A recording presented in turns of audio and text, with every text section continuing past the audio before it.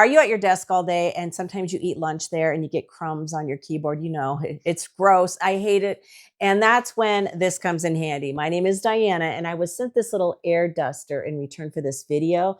I'm going to put this to the test to see if it helps get those crumbs out, and we'll go over all the features. You can decide if you need this as well.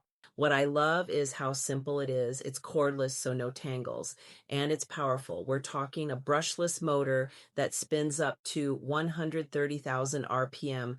That means it blows out dirt from the tiniest crevices, whether it's your keyboard, car seats, or even the AC vents. It comes with 4 different nozzles, so you can swap them out depending on what you're cleaning. And here's the fun part. You can even use it to inflate things or as a mini fan when you're working outside. Using it is easy. First, pick the nozzle you need. Second, press the power button and choose your speed. There are 3 settings. Third, aim and blast away the dust. When you're done, just pop it back on the charger. You know, some people ask, how strong is it? Definitely strong enough to handle just about any little thing you need involving crumbs and dust and particles. Others ask, is it small enough for travel? Absolutely. You can see it's super compact. So if you're looking for a great all-around air duster, definitely check this out.